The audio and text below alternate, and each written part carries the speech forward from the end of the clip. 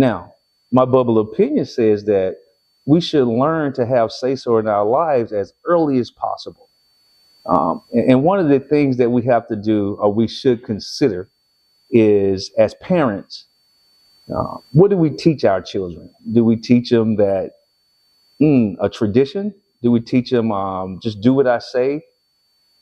Or do we teach them the truths and the real life ability to make decisions off of their independent life as they run into situations? So being a mentor, a guide, as well as a parent is important. And my bubble opinion speaks to that, where I kind of use the example of Santa Claus, right? In one of my podcasts, I say Santa Claus.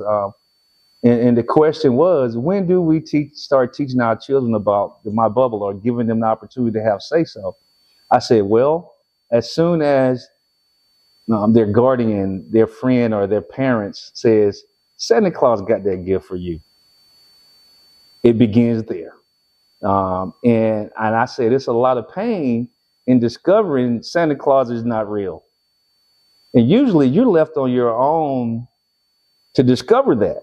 Man, and all friends don't respect what your parents tell you about Santa Claus. And they'll tell you quick when they know it, after they went through their pain of discovery, hey, Santa Claus ain't real. Santa Claus is not real. Then you're like, what? It is. Christmas is next week and I'm not giving up my gifts. I'm going to get my gifts. But that starts at a young age, where we condition our children, or we condition the young folks to believe a lot of things that are just not true, or it's something somebody used before. It might be 20 years ago, 50 years ago, 100 years ago, and we pass it on and pass it on. And that's what my bubble opinion talks about. It discusses the falsities or the truth in life, and how soon or why should we embrace those things. And one thing that's on the back of the book, I say that my bubble opinion is not a 6-step program that is going to get dumped in your lap for you to follow. That's not happening.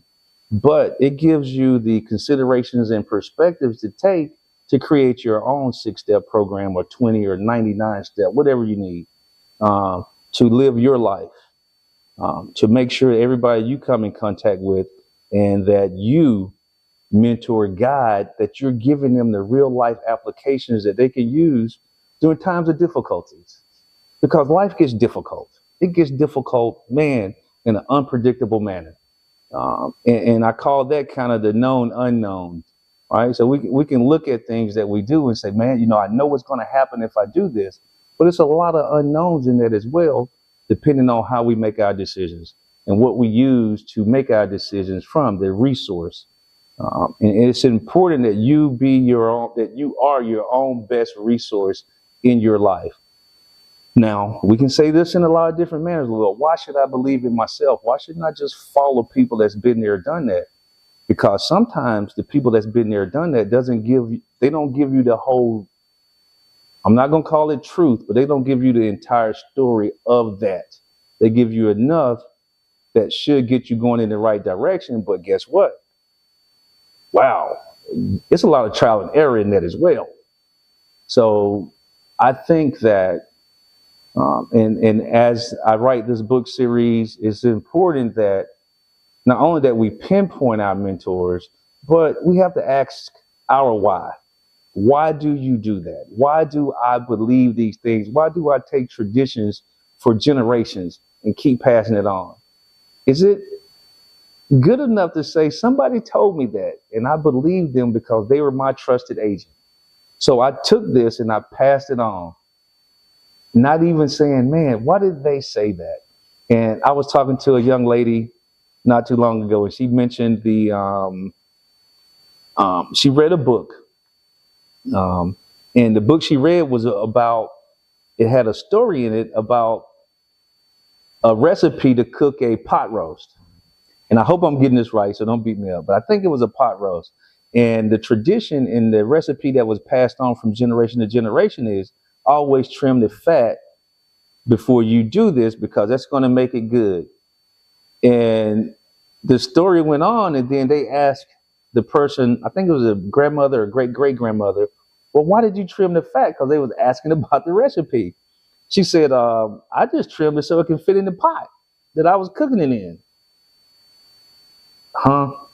So think about how many traditions or how many quotes or how many instructions or guidance given was done as a convenience of somebody else, but wasn't meant to be passed on as a guide. That's why we ask our why. That's why we become our own best resources, because when we do that, we kind of discover things, man. But we discover things that are real applications in our life, for our life. And it's okay. Why is it okay? Because you get one life, one to live.